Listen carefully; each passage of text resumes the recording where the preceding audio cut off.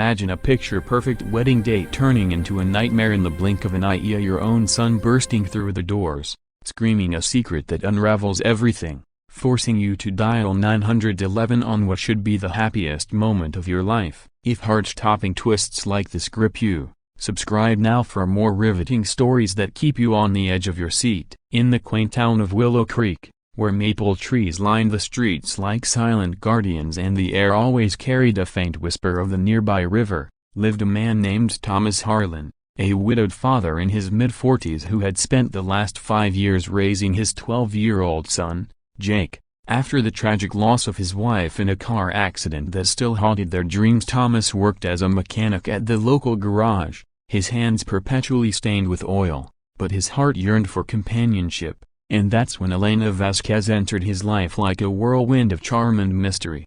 A beautiful woman with raven hair and emerald eyes who claimed to be a freelance artist from the city, sweeping Thomas off his feet with her laughter and stories of far-off places he could only imagine. Their romance blossomed quickly, too quickly some might say, but Thomas was smitten, proposing after just 6 months under the stars at the town's annual fair, where fireworks exploded overhead as if celebrating their union, and Elena accepted with tears in her eyes, promising a future filled with love and adventure. Jake, however, wasn't convinced, his young mind sharp and intuitive, noticing the way Elena's smile never quite reached her eyes, or how she avoided questions about her past, always changing the subject with a joke or a kiss for his dad. As the wedding preparations ramped up, with invitations sent to distant relatives and the old church on Main Street booked for the ceremony, Jake found himself increasingly uneasy, especially after overhearing a late-night phone call where Elena whispered urgently into her phone,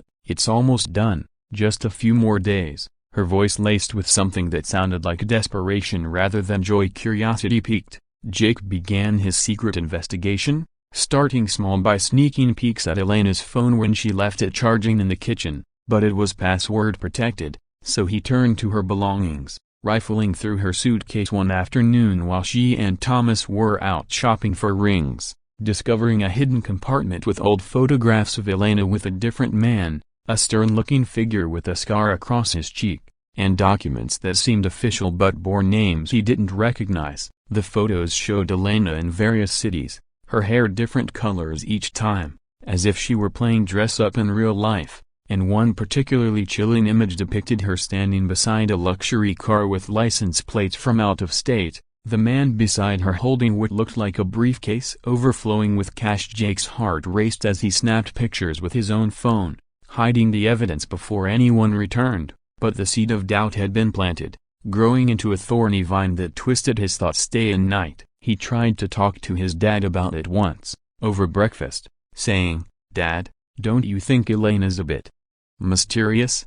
But Thomas brushed it off with a chuckle, ruffling Jake's hair and replying, "That's what makes her exciting, but your life's too short for boring," leaving Jake feeling isolated and determined to uncover the truth on his own. As the days ticked down to the wedding, Jake delved deeper, using the library's computer after school to search online for the names he found on those documents. Elena Vasquez turned up nothing substantial. But when he tried variations like Elena Vargas or Elena Valdez, he stumbled upon old news articles about a string of con artists targeting lonely widowers across the Midwest, women who changed identities like clothes, seducing men, marrying them quickly, and then vanishing with their savings, sometimes leaving behind more than just broken hearts, like suspicious accidents that echoed his mother's death in eerie ways. One article detailed a case in Ohio where a woman matching Elena's description had been linked to a man's disappearance, his body later found in a river,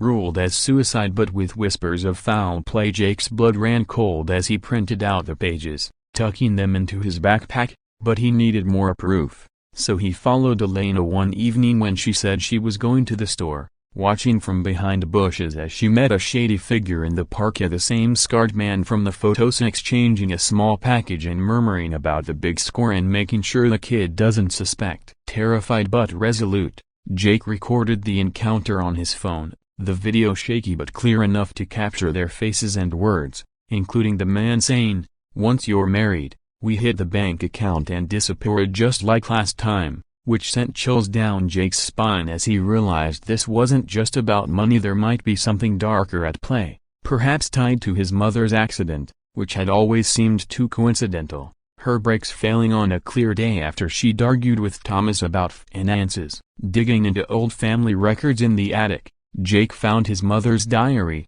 hidden in a box of mementos, entries speaking of suspicions about Thomas's business partner, a man named Victor with a scar, who had vanished shortly after the accident. And suddenly pieces clicked.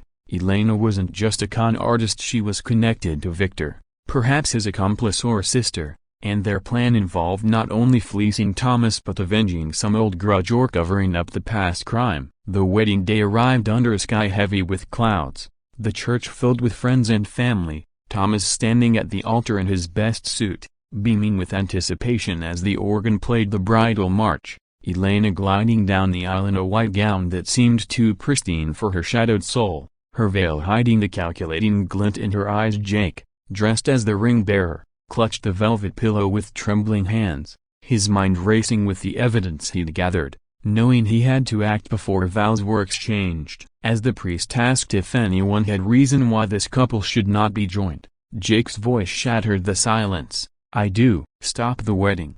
Gasps rippling through the congregation as he rushed forward, phone in hand, shouting, "Elena's not who she says she is. She's a liar and a thief, and she's working with the man who killed Mom." Thomas's face drained of color, Elena's eyes widening in shock as Jake played the video on speaker, the incriminating words echoing off the stained glass windows, revealing the plot to drain Thomas's life savings, which included the insurance payout from his wife's death, and hints of sabotage in the accident report Jake had unearthed online, showing tampered brakes linked to Victor's auto shop. But here's the first twist: as the video played, Elena didn't deny it. Instead, she tore off her veil, revealing a small scar on her own cheek, matching Victor's, and confessed in a torrent, "Thomas, I didn't know at first. I thought it was just a con, but Victor's my brother, and he forced me into this to pay off his debts. He killed your wife because she discovered his embezzlement from your garage, and now he's after you." The church erupted in chaos, guests murmuring, Thomas staggering back as if punched, but Jake wasn't done, pulling out the printed articles and diary, laying bare the connections, and in a stunning reversal, Elena turned on her brother, who burst in from the side door, gun in hand, intending to silence them all. "You ruined everything," Victor snarled, aiming at Thomas, but Elena lunged, wrestling the weapon away, screaming, "No more blood on our hands." A shot rang out, grazing Victor's arm, and in the melee, Thomas grabbed his phone, dialing 911 with shaking fingers, yelling, "There's an armed intruder at Street Mary's Church. Send help now." Police sirens wailed in the distance as Victor fled, but not before Jake tripped him with the ring pillow, buying time for officers to arrive and cuff him. Elena surrendering peacefully, her confession spilling out like a dam breaking, detailing how Victor had orchestrated the accident to cover his tracks after stealing from Thomas's business, forcing her to pose as a fiancée copyrightee to access the remaining funds hidden in a joint account post-marriage. Yet another twist unfolded in the interrogation room later that day. Elena revealed she had fallen genuinely in love with Thomas during the ruse, her initial reluctance turning to real affection, and she had been planning to double-cross Victor, leaving clues for Jake to find, hoping the boy would expose them before it was too late. The hidden photos were her way of planting seeds, the overheard calls deliberate breadcrumbs. Thomas, heartbroken but grateful, hugged Jake tightly as they watched Victor and Elena being led away, at Elena in tears, whispering apologies, while Victor cursed his luck. And in the aftermath, father and son rebuilt their lives, stronger than before, with Thomas vowing never to rush into love again, and Jake emerging as the hero who saved not just the wedding but their future. Months later, as they sat by the river,